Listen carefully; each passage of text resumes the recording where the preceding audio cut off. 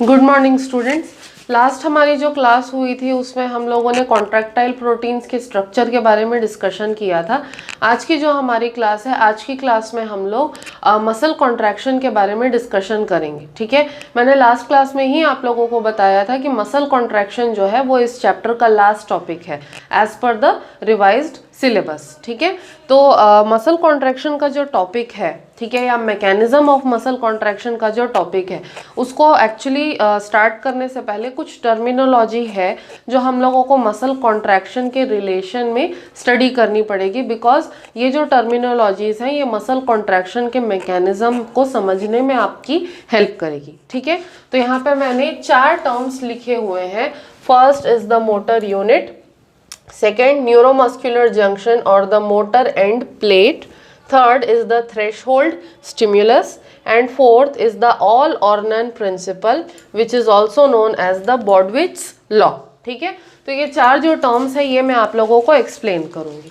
ठीक है, अब सबसे पहले हम लोग पहले टर्म पे आते हैं, that is the motor unit. ठीक है, अब मोटर यूनिट होता क्या है, बेसिकली क्या है कि जब मैंने आप लोगों को मसल का स्ट्रक्चर बताया था, मसल फाइबर का स्ट्रक्चर बताया था, तो मैंने आप लोगों को पूरा एक यूनिट का स्ट्रक्चर बताया था। जैसे कि फेसिकल होता है, फेसिकल के अंदर बहुत सारे मसल फाइबर्स जो हैं वो एक ग्रुप के फॉर्म में जो है प्रेजेंट रहते हैं। तो इंडिविजुअली मसल फाइबर का भी स्ट्रक्चर बताया था मैंने, और उसके बाद मसल फाइबर्स के पूरे एसोसिएशन का, यानी कि एक पूरे मसल का भी स्ट्रक्चर मैंने आप लोगों को बताया था। ठीक है, तो बेसिकली होता क्या है कि जितने भी मसल फाइबर्स होते हैं, सारे के सारे मसल फाइबर्स जो हैं वो इस तरीके से एक ग्रुप के फॉर्म में हो सकते हैं, रहते हैं बेसिकली। ठीक है, अब ये जो ग्रुप के फॉर्म में होते हैं, यहाँ तो मैंने 7 मसल फाइबर्स को शो किया है।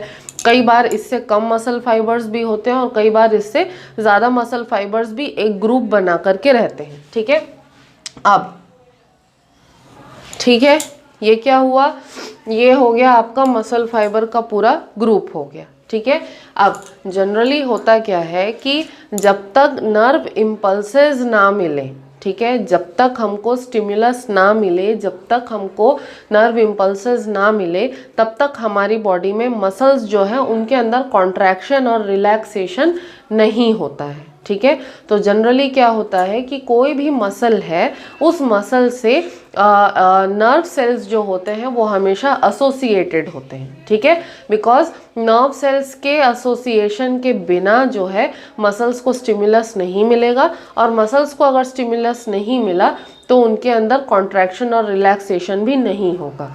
ठीक है, तो जनरली क्या होता है कि ये हम लोगों ने खैर क्लास 10th में भी पढ़ा है कि 2 तरीके के नर्व इम्पल्सेस होते हैं, या 2 तरीके के नर्व्स होते हैं। एक मोटर नर्व होता है और एक सेंसरी नर्व होता है। ठीक है, तो मोटर नर्व जो होता है वो आपके ब्रेन से, सेंट्रल नर्वस सिस्टम से, ब्रेन से और स्पाइनल कॉर्ड से स्टिमुलस को कहाँ तक लेके आता है, टूवर्ड्स द बॉडी लेकर के आता है। तो सेम फैशन में अगर हम लोग मान लें कि इस तरीके से कोई सा नर्व सेल है, ठीक है, ये जो नर्व सेल है इसके इस तरीके से एक्सॉन्स हैं,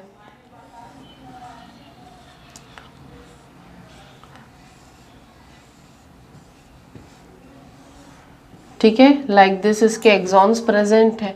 ठीक है, अब ये जो मोटर नर्व है, ठीक है, इसके एंड पे क्या रहते हैं, इसके एंड पे इस तरीके से थ्रेड के जैसे स्ट्रक्चर्स होते हैं, जिनको कि हम लोग क्या कहते हैं, टेल कहते हैं, या इसको हम लोग एक्सोनल एंड भी कहते हैं। ठीक है, तो कोई मोटर नर्व जो है वो क्या करता है कि हर मोटर नर्व से, एक्सोनल एंड से जो टेल्स निकलते हैं, ठीक है, ये जो टेल्स हैं ये क्या करते हैं, each and every muscle fibre तक इस तरीके से एक्सटेंड होते हैं। ठीक है, तो मोटर नर्व जो होता है या मोटर न्यूरॉन जो होता है, उससे निकलने वाले जो एक्सोनल एंड होता है या जो टेल एंड होता है, ठीक है, तो एक्सोनल एंड से निकलने वाले बहुत सारे ब्रांचेस जो हैं, ये सारे के सारे ब्रांचेस कहाँ तक जाते हैं, ये हर मसल फाइबर तक जाते हैं। इस तरीके से जितने भी मसल्स होते हैं, हर मसल से जो है मोटर न्यूरॉन एसोसिएटेड होता है, और मोटर न्यूरॉन से निकले हुए एक्सोनल एंड से जो निकले हुए ब्रांचेस होते हैं, ये सारे ब्रांचेस जो हैं each and every muscle fibre तक जाते हैं। ठीक है, तो सेंट्रल नर्वस सिस्टम से निकलने वाला कोई भी नर्व इम्पल्स जो है वो क्या करेगा, इन मोटर न्यूरॉन्स के हेल्प से each and every muscle fibre तक जाएगा, हर मसल फाइबर को स्टिमुलस प्रोवाइड करेगा, और उस स्टिमुलस के इन्फ्लुएंस में आकर के मसल फाइबर्स जो है उनके अंदर कॉन्ट्रैक्शन और रिलैक्सेशन जो है वो प्रोड्यूस होगा। ठीक है, तो अब यहाँ पे बात आती है कि मोटर यूनिट है क्या। ये जो पूरी चीज़ है ये है मोटर यूनिट, यानी कि a motor neuron in association with the muscle fibres is known as a motor unit. Again I am repeating, a motor neuron present in association with the muscle fibers is known as a motor unit। तो ये जो motor neuron है ये muscle fibres के साथ association में है। ठीक है, तो इस पूरे यूनिट को हम लोग क्या कहते हैं, इसको हम लोग कहते हैं मोटर यूनिट। ठीक है, तो मोटर यूनिट क्या है, मोटर यूनिट वो बेसिस है, या ये कहना चाहिए कि वो स्ट्रक्चरल यूनिट है जिसके वजह से कॉन्ट्रैक्शन और रिलैक्सेशन जो है मसल्स का वो पॉसिबल हो पाता है। ठीक है, अब नेक्स्ट हम लोग आते हैं न्यूरोमस्कुलर जंक्शन पे या मोटर एंड प्लेट पर। ठीक है, अब ये न्यूरोमस्कुलर जंक्शन या मोटर एंड प्लेट होता क्या है। ठीक है, यहाँ पर मैंने आप लोगों को मोटर यूनिट शो किया। ठीक है, अब हम लोग इसको और थोड़ा फोकस करके या और थोड़ा हम लोग इसको डिटेल में अगर देखने जाएं, ठीक है, जनरली होता क्या है कि इसको मान के चलते हैं हम लोग कि ये कोई मोटर न्यूरॉन है। ठीक है, ये मोटर न्यूरॉन का कौन सा पार्ट है, एक्सॉन वाला पार्ट है। ठीक है, अब एक्सोनल एंड पे इस तरीके से क्या निकले हुए हैं, टेल्स निकले हुए हैं, है ना। मान लेते हैं कि इस तरीके से टेल्स निकले हुए हैं। ठीक है, और एक्सोनल एंड पे ये जो टेल्स निकले होते हैं इनके एंड्स शार्प नहीं होते हैं, इस तरीके के ब्लॉब टाइप के स्ट्रक्चर्स जो हैं वो प्रेजेंट होते हैं एक्सोनल एंड पे। ठीक है, अब बात आती है न्यूरोमस्कुलर जंक्शन जो है वो है क्या। ठीक है, अब मैंने क्या बोला था कि एक्सोनल एंड के जो ब्रांचेस हैं वो निकलते हैं और each and every muscle fibre तक जाते हैं करके। ठीक है, अब ये जो एक्सोनल एंड के ब्रांचेस हैं ये जब मसल फाइबर्स तक जाते हैं तो मसल फाइबर्स से फिजिकली कांटेक्ट में नहीं रहते। ठीक है, अगेन आई एम रिपीटिंग कि ये जो एक्सोनल एंड के ब्रांचेस हैं, टेल एंड के ब्रांचेस हैं, ये जा कर के मसल फाइबर्स से फिजिकली कांटेक्ट में नहीं रहते, लेकिन मसल फाइबर के क्लोज प्रॉक्सिमिटी में रहते हैं। क्लोज प्रॉक्सिमिटी में कहने का मतलब ये है कि अगर ये जो मेरे दोनों फिंगर्स हैं, ठीक है, अगर मैं इनको पास पास में इस तरीके से रखूं तो ये फिजिकली कांटेक्ट में नहीं है, लेकिन क्या है, ये एकदम आस पास में है। इसको हम लोग कहते हैं क्लोज प्रॉक्सिमिटी। तो इस तरीके से अगर हम लोग मान लें कि ये कोई मसल फाइबर है, इस तरीके से ये कोई मसल फाइबर है, fibre number 1, fibre number 2, fibre number 3 या 4, जो भी हम लोग मान लेते हैं, तो मसल फाइबर और जो मोटर न्यूरॉन का जो एक्सोनल एंड होता है ये दोनों क्या है, फिजिकली कांटेक्ट में नहीं रहते हैं, लेकिन दोनों क्या रहते हैं, क्लोज प्रॉक्सिमिटी में रहते हैं। ठीक है, तो इससे होता क्या है, इससे ये होता है कि जो मोटर न्यूरॉन से आने वाले मैसेजेस हैं वो रिले हो सकते हैं इजीली, किसको, मसल फाइबर को इजीली रिले हो सकते हैं। कैसे रिले होते हैं कि ये जो एक्सोनल एंड होता है मोटर न्यूरॉन का, तो ये जो ब्लॉब के जैसा स्ट्रक्चर आपको दिख रहा है, इसमें बेसिकली सर्टन केमिकल्स होते हैं, और ये जो केमिकल होता है इसको हम लोग कहते हैं न्यूरोट्रांसमीटर। ठीक है, तो ये जो न्यूरोट्रांसमीटर होता है ये एक केमिकल है, और इस केमिकल का नाम है एसिटाइल कोलिन।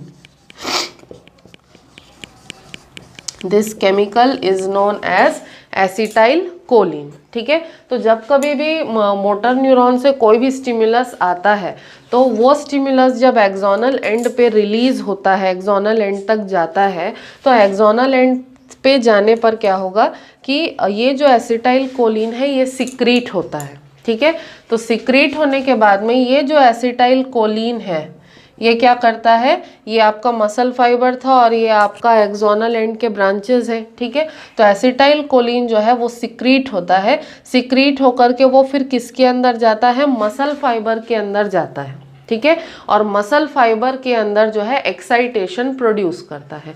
इस तरीके से मोटर न्यूरॉन से लेकर के जो स्टिमुलस है वो मसल फाइबर के अंदर क्या करता है, ट्रैवल करता है।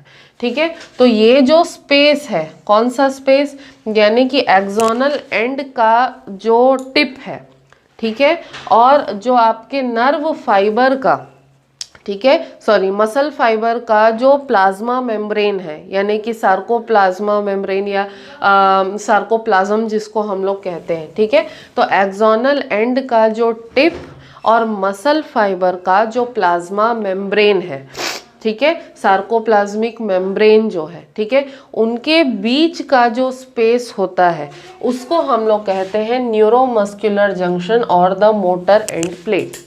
अगेन आई एम रिपीटिंग कि न्यूरॉन का जो एक्सोनल एंड का टिप होता है और जो मसल फाइबर का प्लाज्मा मेम्ब्रेन होता है, उन दोनों के बीच का जो स्पेस होता है that is known as the neuromuscular junction. इस एसोसिएशन को हम लोग कहते हैं न्यूरोमस्कुलर जंक्शन या मोटर एंड प्लेट। बेसिकली इन दोनों के बीच में जो स्पेस होता है इसको हम लोग कहते हैं साइनैप्स।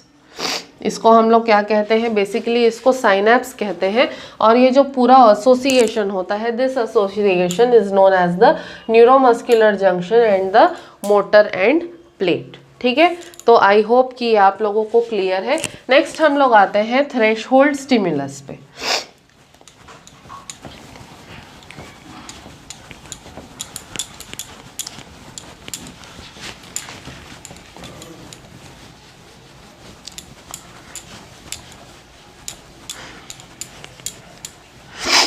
ठीक है, अब हम लोग आते हैं थ्रेशोल्ड स्टिमुलस पे। तो थ्रेशोल्ड स्टिमुलस होता क्या है, थ्रेशोल्ड जो वर्ड है, ठीक है, थ्रेशोल्ड का मीनिंग क्या होता है, जैसे अगर हम लोग प्रॉपर अगर उसका मीनिंग देखें, ठीक है, तो हमारे घरों में दरवाजे होते हैं, ठीक है, दरवाजे में चौखट होती है, ठीक है, तो चौखट को बेसिकली कहा जाता है थ्रेशोल्ड। ठीक है, इंग्लिश में चौखट को बेसिकली थ्रेशोल्ड कहा जाता है। ठीक है, तो थ्रेशोल्ड का मीनिंग क्या होना चाहिए, थ्रेशोल्ड बेसिकली वो जगह है या वो स्पेस है या वो लिमिट है, ठीक है, जिसके अंदर बहुत सारी चीज़ें हैं और बाहर कुछ नहीं है। ठीक है, कहने का मतलब क्या है कि अगर हम लोग घर का ही एग्जाम्पल ले तो घर के चौखट के अंदर लोग रहते हैं, ठीक है, बहुत सारी चीज़ें होती हैं, लेकिन घर की चौखट के बाहर उस घर से रिलेटेड कोई भी चीज़ प्रेजेंट नहीं रहती। ठीक है, तो थ्रेशोल्ड स्टिमुलस बेसिकली है क्या, ठीक है, threshold stimulus basically is the basic amount of energy और the minimum amount of energy or should I say कि threshold stimulus is the basic amount of strength that should be present in any nerve impulse so that it can stimulate any muscle fiber to contract and relax। ठीक है, हिंदी में बोलती हूँ इसी का meaning क्या होगा। ठीक है, जब कभी भी किसी भी मसल को कॉन्ट्रैक्ट करना होता है तो उसको कॉन्ट्रैक्ट करने के लिए एक मिनिमम अमाउंट ऑफ एनर्जी की ज़रूरत पड़ती है कि भाई इतनी एनर्जी तो चाहिए ही, इससे कम एनर्जी में मसल को स्टिमुलस नहीं मिलेगा और मसल के अंदर कॉन्ट्रैक्शन नहीं होगा। तो थ्रेशोल्ड स्टिमुलस वो बेसिक या वो मिनिमम अमाउंट ऑफ एनर्जी है या मिनिमम अमाउंट ऑफ स्ट्रेंथ है जितना नर्व इम्पल्स में होना चाहिए, और अगर उतना स्ट्रेंथ उस नर्व इम्पल्स के अंदर हुआ तभी जो है मसल्स में कॉन्ट्रैक्शन होगा। और अगर उस नर्व इम्पल्स के अंदर उतना मिनिमम अमाउंट ऑफ स्ट्रेंथ नहीं हुआ तो वो जो नर्व इम्पल्स है वो मसल्स के कॉन्ट्रैक्शन को स्टिमुलेट नहीं कर पाएगा। ठीक है, अगेन मैं आपको दूसरे एग्जाम्पल से समझाती हूँ कि अगर कोई भारी चीज़ है, ठीक है, कोई भारी बॉक्स है या कोई भारी कंटेनर है या घर की ही कोई भारी चीज़ है, तो अगर उस चीज़ को हम लोगों को एक जगह से दूसरे जगह पे हटाना है, डिस्प्लेस करना है, तो उस चीज़ को हटाने के लिए हमको कुछ मिनिमम अमाउंट ऑफ फोर्स लगाना पड़ेगा, मिनिमम अमाउंट ऑफ स्ट्रेंथ लगाना पड़ेगा। ठीक है, तो जब तक हम लोग उस चीज़ को हटाने के लिए मिनिमम अमाउंट ऑफ स्ट्रेंथ नहीं अप्लाई करेंगे तब तक वो जो चीज़ है वो एक जगह से दूसरे जगह डिस्प्लेस नहीं हो पाएगी। ठीक है, तो सेम चीज़ अगर हम लोग मान लें कि थ्रेशहोल्ड स्टिमुलस जो है वो मिनिमम अमाउंट है, किस चीज़ का? Minimum amount of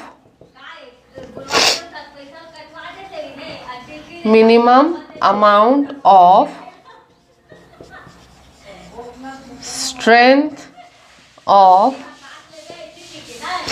nerve impulse. ठीक है, so what is threshold stimulus? Threshold stimulus is the minimum amount of strength of nerve impulse such that with that minimum amount of strength only the nerve impulse will be able to stimulate the muscle to contract। मतलब एक ये जो minimum amount of energy है, इससे कम अगर energy हुई तो जो नर्व इम्पल्स है वो मसल को स्टिमुलेट नहीं कर पाएगा, किसके लिए? कॉन्ट्रैक्शन करने के लिए। और अगर ये मिनिमम अमाउंट ऑफ स्ट्रेंथ रहा नर्व इम्पल्स के अंदर तो ये नर्व इम्पल्स जो है वो मसल को क्या कर पाएगा? मसल को स्टिमुलेट कर पाएगा सो दैट कि वो मसल जो है इजीली कॉन्ट्रैक्ट और रिलैक्स कर पाएगा। ठीक है, so this is known as the threshold stimulus. ठीक है, अब ये जो थ्रेशहोल्ड स्टिमुलस है, थ्रेशहोल्ड स्टिमुलस जो है वो बेसिकली चेंज नहीं होता है। ठीक है, थ्रेशहोल्ड स्टिमुलस जो है वो चेंज नहीं हो सकता, लेकिन थोड़ा बहुत इफेक्ट कर सकता है कि जैसे अगर टेम्परेचर में इंक्रीज हुआ या पीएच में अगर इंक्रीज होता है, ठीक है, तो उससे थोड़ा बहुत वेरिएशन आ सकता है, लेकिन बेसिकली थ्रेशहोल्ड स्टिमुलस जो है वो क्या रहता है? फिक्स्ड रहता है। ठीक है, अब ये भी हो सकता है कि एक मसल के अंदर जब बहुत सारे मसल फाइबर्स हैं तो हर मसल फाइबर का थ्रेशहोल्ड स्टिमुलस जो है वो डिफरेंट हो सकता है। ज़रूरी नहीं है कि अगर एक मसल के अंदर मान के चलते हैं हम लोग 1200 मसल फाइबर है, तो ये भी हो सकता है कि सभी मसल फाइबर्स का जो थ्रेशहोल्ड स्टिमुलस है वो सेम हो, और ये भी हो सकता है कि हर मसल फाइबर का जो थ्रेशहोल्ड स्टिमुलस है वो डिफरेंट हो।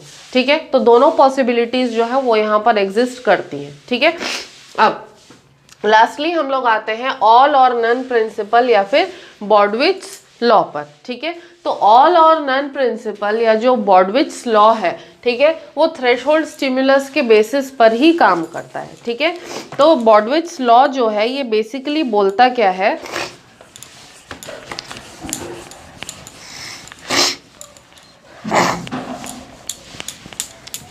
ठीक है, बॉर्डविच लॉ ये बोलता है कि अगर नर्व इम्पल्स का जो स्ट्रेंथ है वो थ्रेशहोल्ड से कम है, ठीक है, क्या बोलता है बॉर्डविच लॉ? कि अगर नर्व इम्पल्स का जो स्ट्रेंथ है वो थ्रेशहोल्ड स्टिमुलस से कम है तो वो किसी भी हाल में मसल कॉन्ट्रैक्शन को स्टिमुलेट नहीं कर पाएगा। लेकिन अगर नर्व इम्पल्स का स्ट्रेंथ जो है वो थ्रेशहोल्ड स्टिमुलस से ज़्यादा है या थ्रेशहोल्ड स्टिमुलस के बराबर है, तभी जो है वो नर्व इम्पल्स किसी भी तरीके के मसल कॉन्ट्रैक्शन को क्या कर पाएगा? इनिशिएट कर पाएगा या स्टिमुलेट कर पाएगा। ठीक है, तो बेसिकली थ्रेशहोल्ड स्टिमुलस और बॉर्डविच लॉ जो है वो करीब करीब साथ साथ ही चलते हैं। ठीक है, अगेन मैं रिपीट कर रही हूँ, बॉर्डविच लॉ क्या बोलता है कि अगर नर्व इम्पल्स का स्ट्रेंथ थ्रेशहोल्ड स्टिमुलस से कम है, थ्रेशहोल्ड से कम है, ठीक है, तो वो किसी भी हाल में मसल कॉन्ट्रैक्शन को इनिशिएट नहीं कर पाएगा। और अगर नर्व इम्पल्स का स्ट्रेंथ थ्रेशहोल्ड के बराबर है या थ्रेशहोल्ड से ज़्यादा है, ठीक है, तभी वो मसल कॉन्ट्रैक्शन को इनिशिएट कर पाएगा। ठीक है, और अगर किसी नर्व इम्पल्स का स्ट्रेंथ थ्रेशोल्ड के बराबर है, थ्रेशोल्ड के ज़्यादा है, ठीक है, तो क्या होगा कि वो जिस किसी मसल पर भी इनैक्ट कर रहा है, जिस किसी मसल को भी अफेक्ट कर रहा है, तो वो मसल जो है वो कंप्लीटली कॉन्ट्रैक्ट करेगा, ठीक है, वो मसल जो है वो कंप्लीटली कॉन्ट्रैक्ट करेगा, ठीक है। अब इसका मतलब ये नहीं है कि अगर हम लोग नर्व इम्पल्स के स्ट्रेंथ को इंक्रीज करें तो मसल और ज़्यादा कॉन्ट्रैक्ट करेगा। बेसिकली होता क्या है कि थ्रेशोल्ड मिलने पर, ठीक है, एक्सक्यूज मी,